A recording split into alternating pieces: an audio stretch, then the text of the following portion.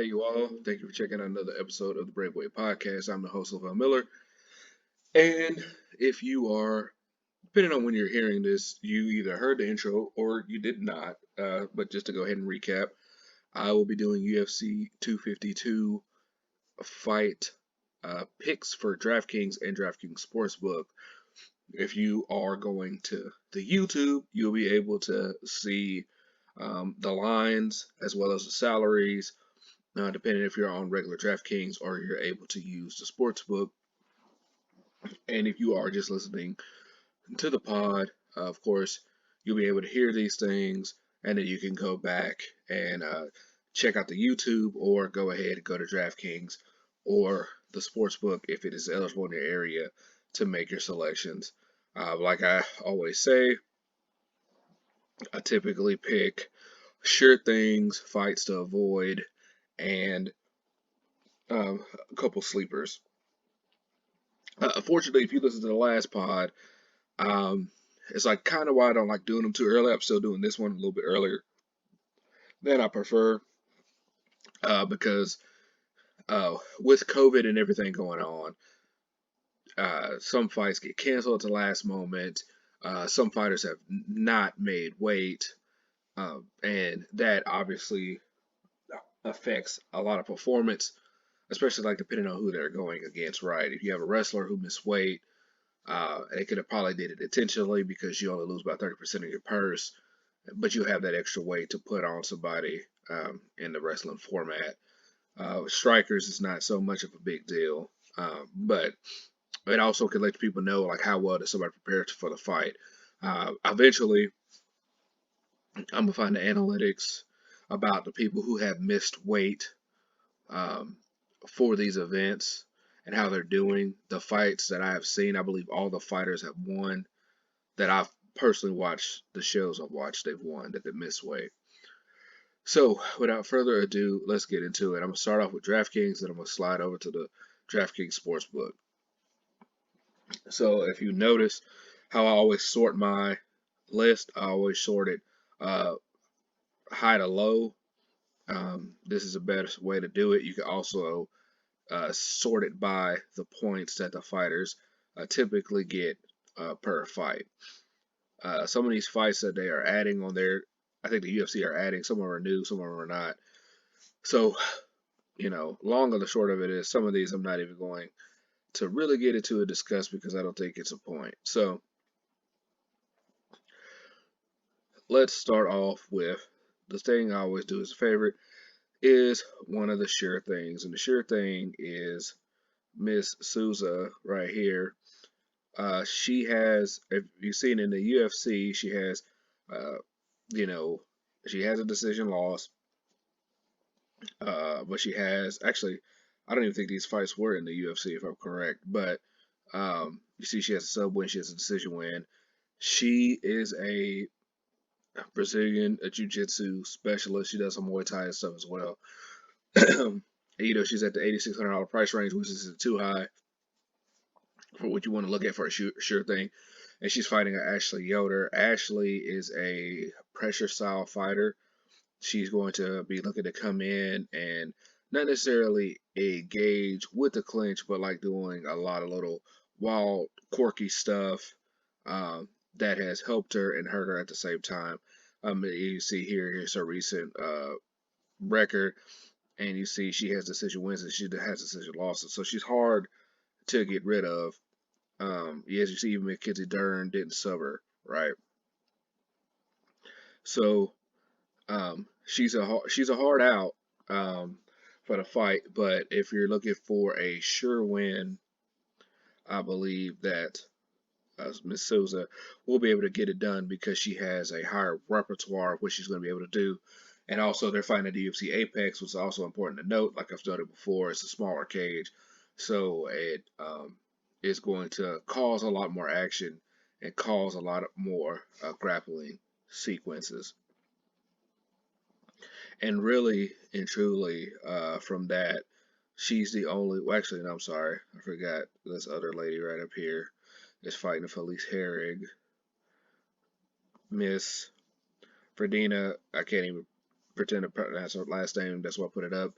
Verena J. Um, she is another submission style fighter going against Felice Herrig. Felice Herrig is traditionally a wrestler. She will try to come out and strike, but when you have these other people, you have to go against some interesting. And like you see, she fought Carla Esparza, and Carla Esparza, she got 3 takedowns on her, got some first, got some advances, but she wasn't able to get the job done overall. So, fighting Felice Herrig, Felice Herrig is not going to necessarily get the takedowns, but she also doesn't have the submission defense to be able to help get her out of some of these good old sticky situations. And as you see, she's 9,000. She's one of the highest favored cards, which we'll get to more on the sportsbook side of it. But depending on how you lose her, I like her as well. Where things get a little bit tricky is I don't, on this one, um, because a lot of these people, once again, like if you see where they have blanks, where they don't have any fantasy points, or if you see that the record is at 0, these are people's first time stepping into the octagon, and they do have odds in their favor um, about the people that they're fighting against. I typically always try, unless I have been able to dig up the dirt on these guys and be able to find some of their fights and who they have fought.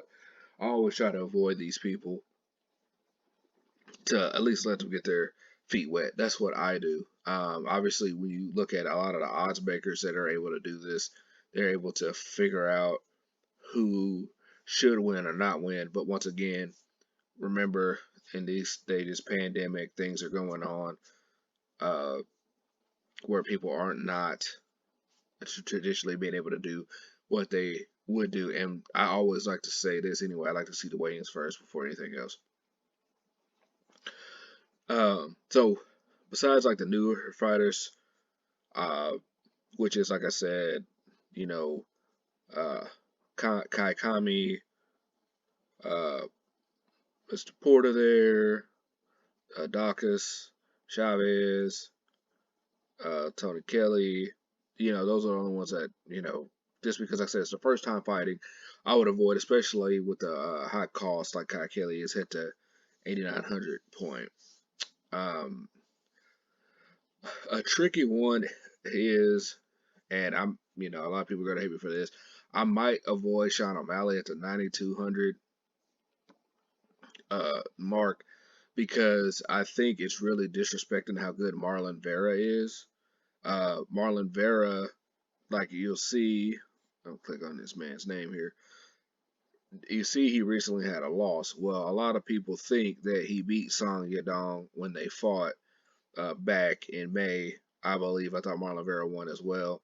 And if he would have had that win, he'd have had 1, 2, 3, 4, 5, 6 in a row. So this man ain't no slouch, right? And then so when you have people like that, knocking out Andre Edwell, knocking out Frankie Saenz. He's an older guy, so it's not necessarily the same as anymore. Submitting Alex Hernandez and things like that. He's shown that he has the power to knock you out and to sub you.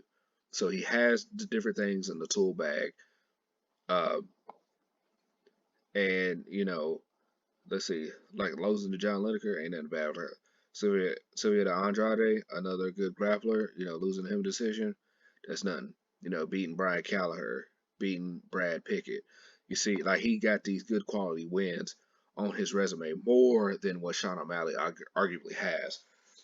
So I know the hype is there. The value on Sean O'Malley is high because he just knocked out Eddie Wineland, a guy that's closer on the tail end of his career, and then knocking out uh, Quinones, another guy closer on into his career. A lot of people didn't see him when he fought Andre Subban, and Subban thought if he had a better fight IQ, he actually would have beat him because he had beat up his lead leg and he could barely stand. But Subban kept going for takedowns, gets the cage and trying to control him after being down 2 rounds. All he had to do was just stand. attack the legs, it would have been a done deal. Uh, so I know a lot of you guys are probably sitting there thinking, what should you do in regards of the Daniel Cormier Stipe Miocic situation? If you slide down on our DraftKings, you'll see Stipe is at 8,200, DC's at 8,000. These fighters right here, I would say go with what your gut tells you on who you believe is going to win the fight or not. Um, and that's because they are so close, and I know some people want to have them. The thing is, I don't think this fight is going to go 5 rounds. So if you're banking on the fight to go for 5 rounds, to rack up the most points, I'd avoid it. There'll be probably a finish around the third or fourth round. DC won the first one in the first. Stipe won in the fourth. At the end of the fourth round, actually. Um, I don't think this will see a fifth, especially in the smaller cage. If DC's able to work his wrestling, he'll eventually be able to attack the back and lock in a rear naked. And if Stipe is able to avoid a lot of the takedowns and use his striking, wear out the body of DC, I think he'll be able to get rid of him that way. A fight that would be interesting, depending on how you guys are picking, is Junior Dos Santos versus Jared Rosenstruck. And if they got Jared Rosenstruck up high, yeah, they got him at the 8,400. Junior Dos Santos at the 7,800. Um, these are also heavyweights if you don't know. Jared Rosenstruck just got knocked out by Francis Ngannou back in June, early June, mid May, something like that, down in Florida. So is it possible that he fully recovered? Like the fight was over in less than a minute. So is it possible that he fully recovered in a short amount of time frame from taking those shots? I'm not too sure. Um, Junior Dos Santos likes to fight with his back against the cage, and a Rosenstruck, being a kickboxer, would love that, to be able to sit there and not strike him. A problem is with Rosenstruck is what got him caught when he fought Francis, is that he moved straight backwards when Francis started to blitz him instead of angling off, which is something I believe a lot of kickboxers naturally do. They like to slide and do things like that to catch counters. But when you have somebody barreling down on that, you have to slide and move out the way. Um, Junior Dos Santos, if Jared Rosenstruck rushed him, Junior Dos Santos is going to be able to do the same thing. Uh, with his boxing, he's naturally going to L step out of the way of the situations. Uh, and Alistair Overeem also was beating Jared Rosenstruck fairly easily because of how Jared Rosenstruck was trying to stay back, and he ended up getting caught at the end of the round with a punch,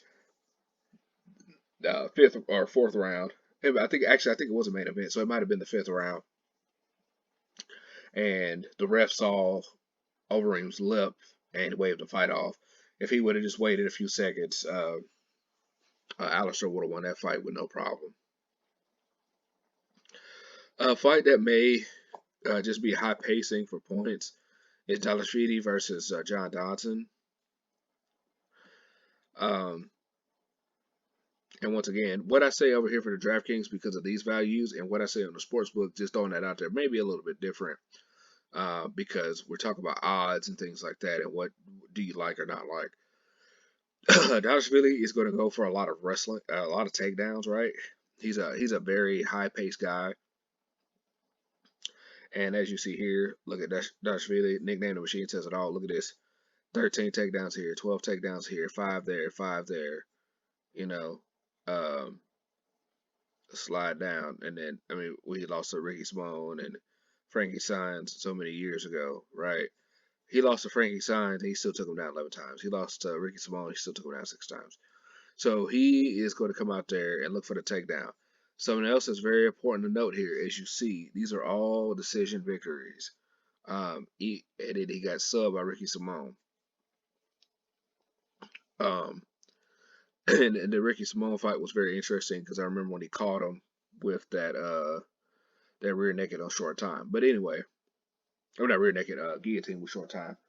The ref thought he had passed out, and he said he didn't. But anyway, so John Dodson is starting to be able to put a win streak himself, I believe. No, actually, no. Yeah, he beat Nathaniel Wood, which is Nathaniel Wood is a really good European prospect, right? But you see here, he lost to Jimmy Rivera, and then he lost to Puchor Yan, which Puchor Yan is now the champion in the weight class. So you take that for what it's worth. But uh, if you look at John Dodson, he's typically only lost to the best in the division, or at one point in time. You see John Lineker mentioned over there, Marlon Moraes, and like I said earlier, Jimmy Rivera and Pichar Yan. Beating the other guys let you know that he beats who he's supposed to beat, and then he ends up losing to the guys that he's supposed to lose to. So this is kind of like a high stakes fight.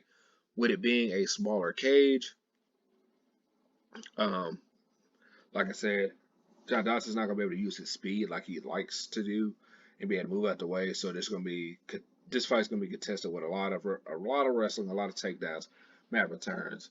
Um, but if he gets caught, because John does have that sneaky power, John can go ahead and get rid of him. But if John makes that one mistake and he gets taken down, Donald Streely is probably gonna get the job done. Uh, and another important fight to just note is Vic Pacera versus Jim Miller. You see Jim Miller here being the favorite. Jim Miller he was on, yeah, as you see here, sub Clay Guida, early lost to Holtzman because he couldn't get the takedown, and then was able to sub John Roberts. When people thought it was over for him, he was able to come back. Victor Purcell, as you see here, he's got his own things going on for himself as well with his knockout win on Randy Brown and being able to beat Danny Roberts by decision. Lost to Greg Gillespie. Ain't no slouch right there going against Greg Gillespie. But this guy is pretty nice on the with his kickboxing. So if Jim Miller takes him down like he's taken down most of his opponents or came close when he's been knocked or whatever, he's been able to get the sub relatively quickly. So this fight here, if Jim Miller gets him down, I would say this: this fight, if you are not going to pick Vic Fischel at the $7,900 value, I probably would avoid it because if Jim Miller, like once again, small cage, it goes in his favor, but he's not going to be able to outstrike Fischel. And Jim Miller is getting older. Chin is getting a little bit more suspect. I'm gonna go back to this right here too. But like see Scott Holtzman, a bigger, stronger guy, he wasn't able to take down, and he was able to use range. But when he fights other people who are willing to fall into that trap, he's able to go ahead and get them and then get them up out of here. Uh, and let's see here. Do what I typically do here because, like I said, a lot of the new fighters I didn't check or pick. Um, but like I said, Marlon Vera right here sitting here at 7,000. I would not be upset at anybody taking that pick. You know what I'm saying? So let's do what I normally do and make a pick for this lineup, and then I'm gonna slide over to the Draft Kings so I can kind of make this a little bit shorter than what I normally do. So 1,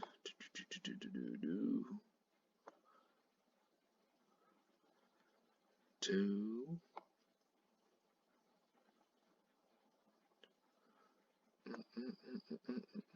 3, 4,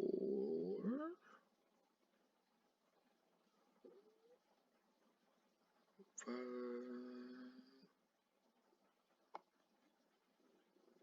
Man, am I just not seeing him? There he goes. And 6. So this is a lineup I may throw out there myself. DC, Montevera, uh, Miss J, Miss Souza, Dashvili, and Junior Dos Santos. And the thing is, I like the ladies to definitely get finishes. If DC wins the fight against Stipe, I like it to be a finish. Dalashvili is probably also of note. All of his points, you see him with that average of 107.1. These are all 3-round fights. He's not getting this in 5-round fights. That's how aggressive he is. So, like I said, I love the ladies to get finishes.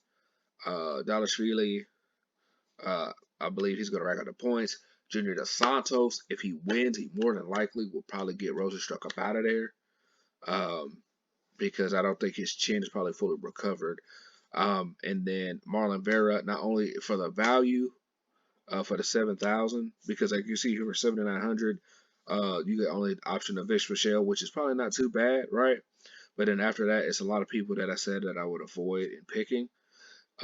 So by adding him in there and being able to get uh, 2 of the higher scoring people, along with DC in the middle ground, was able to still save $900, pick, choose, or whatever. But this is a lineup that I like, and if you want to get some dollars, probably go with it, or at least pick a couple fighters off the lineup. If you do, like I said, comment, share it around, let everybody know where you got your information from. Let's slide over to the sports book. So over here on the Draft Kings Sportsbook, it is not in a lot of states right now, so you are not able to really do it in a lot of places. I've been asked to do it, so that's why I am doing it. Let's you see here, UFC got a thing like right now, as you see, get a 50% profit boost with a bet to win with a bet with for UFC 252. Can't do it because it's not legal here in Tennessee.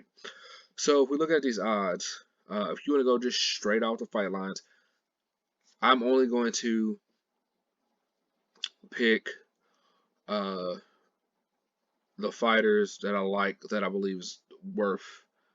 I mean, everything's worth the money, right? But depending on how you're going to do this, if you're going to parlay it or anything like that, because I don't think it's going to let me pick. Because like being here in Tennessee, yeah, it does. Let me go ahead and go for the parlay. So, because I think I did this before and I didn't think about doing it. But like, if you're gonna do a parlay on these 2 ladies winning, I bet they both win, and I probably would pick them both winning by finish, if anything, if you did that. But exit these ladies out. So anyway, so I believe, like I said, you see here, Livia Renata Souza over Ashley Yoder at 162 minus 162. Take that. Vernez Joroba at the minus 315. A little low on the cash, so if you want to use her, you definitely need to parlay her with somebody. Vish Michelle at the minus 130.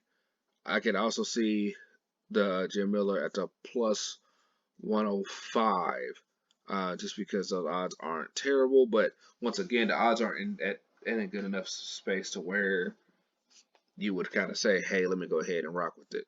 Dalashvili over John Dodson at the minus 240. I definitely would take that. Herbert Burns versus Daniel Padina. And I didn't mention this on the other card, and I probably should have. Herbert Burns, he has a lot of KO power. I would like him. Daniel Padina, his last time fighting, he fought for the PFL, and he tested positive for a banned substance after he won both his fights by submission within the first round in the PFL quarter and semifinals. But them's the breaks, right? You test hot, they overturn your wins. So he hasn't competed since then. So if that to be the case with him testing positive tested positive, because those fights were in one night, to let you guys know. Think about that and see how you want to roll with the pick. But because that's the reason why you see Herbert Burns at such a huge favorite for the fight.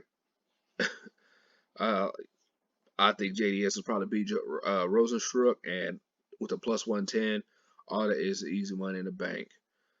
Depending on, say it once again, don't let the odds fool you. Marlon Vera is a really good fighter, really good tough out. Sean O'Malley has a lot of hype around him. People love throwing dollars at him whenever they hear his name. So they're going to go with Sean O'Malley heavy in this. But Marlon Vera at the plus 225, if you're doing a solo bet, I definitely like those odds, man. Especially if he's just a one-off, you know, throw a couple of dollars at him, see what happens. But I definitely like that fight. Stipe, uh, DC. I've already told you I like DC in that fight, and that's the end for that because they have the odds upcoming for two other future main events. Winning methods.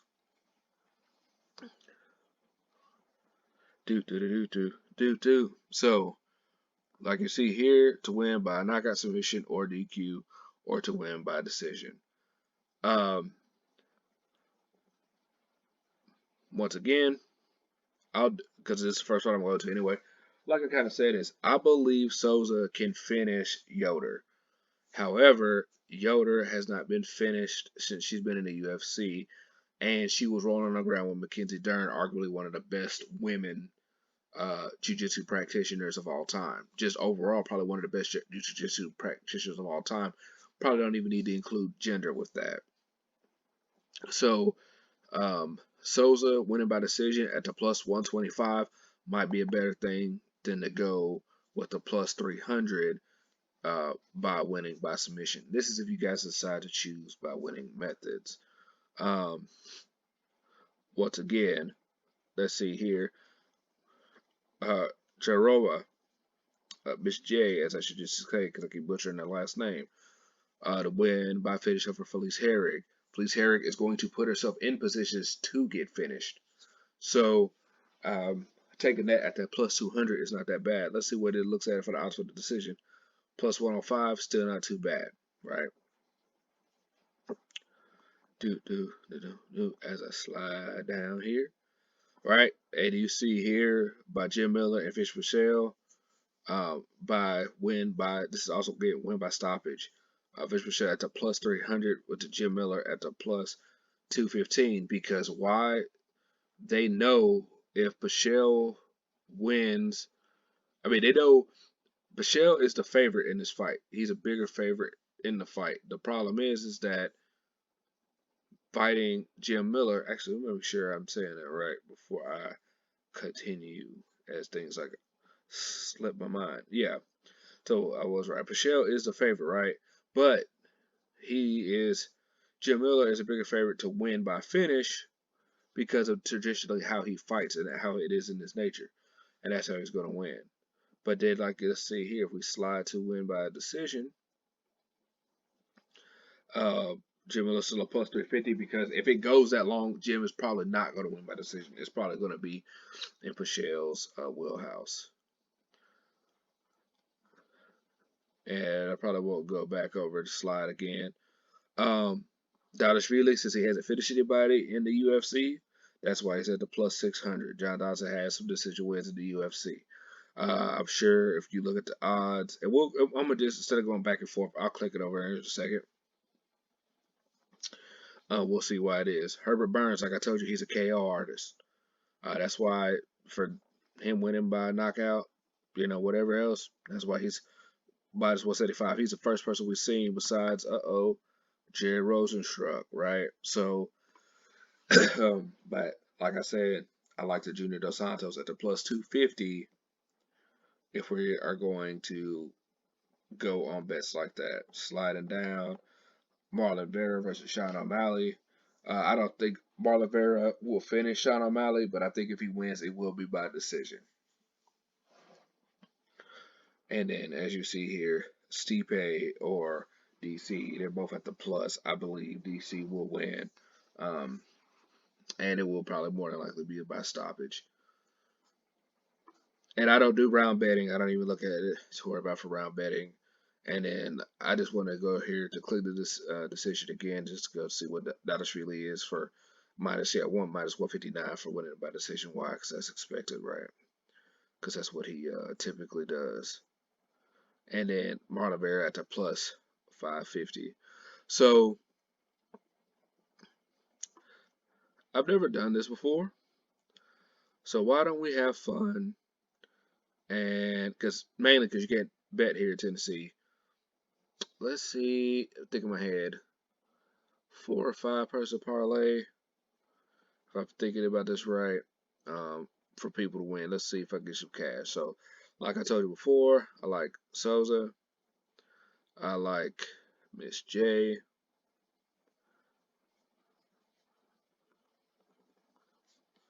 Dalashvili.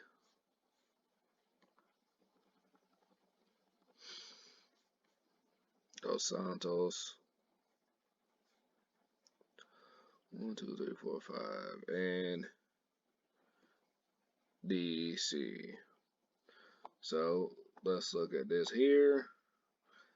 Plus 1,032. Let me say I do put $10 on it.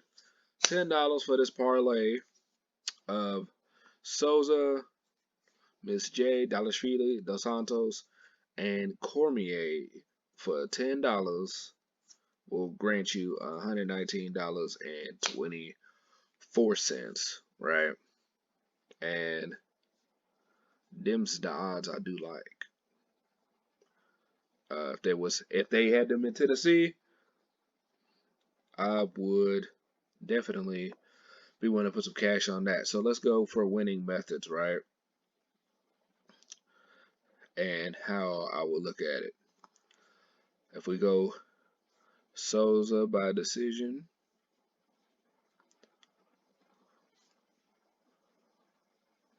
let's see here, Miss J by finish.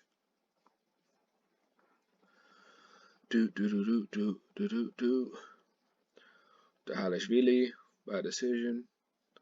This is pretty much gonna look more of the same, but it's like picking up um separate things that I like, or how I believe the fighter is gonna win. As a matter of fact, based off of how I believe these fighters are gonna fight.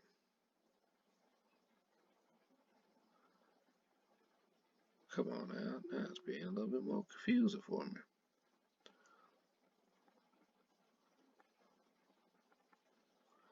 Oh, that's exactly it. Duh, I'm clicking the wrong thing. Duh. I clicked the wrong one again. Sorry guys, this is what happens when you do the stuff live. Things sometimes slip your mind on what you're trying to actually do here. Dos Santos by decision. And then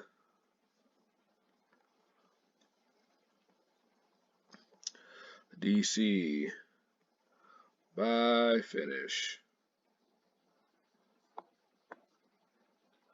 These odds are definitely greater than the last one I put in. And you put a good old $10 on that. $10 can win you over $1,300 if you choose Souza to win by decision, Miss J to win by finish, Dalashvili to win by decision, Dos Santos to win by decision, and Cormier to win by finish. The odds are plus 13,000. And I'm telling you, man, I am a gambling man, and I really do believe that will more than likely happen. The thing is, though, it's always, are you willing to put your money where your mouth is? Thank you for everybody for checking this out. Throwing in some little caveats for myself. Remember, like I say, like, comment, subscribe, share this around to anybody that you believe would benefit from checking out my lineups, things that I predict. Uh, I have won people, cash before in the past. I've obviously won myself cash before in the past, which is why I decided to do this. It's the best way for me to grow my own YouTube page. I also have a Facebook page, Lavelle37 Miller. I do a lot of streaming and stuff on there, MMA related content as well. Go ahead, check it out. Check it out, share it around. Once again, always like, comment, subscribe. That's how we keep the things growing. I appreciate you guys for checking this out. This is how you become legendary, and greatness is earned.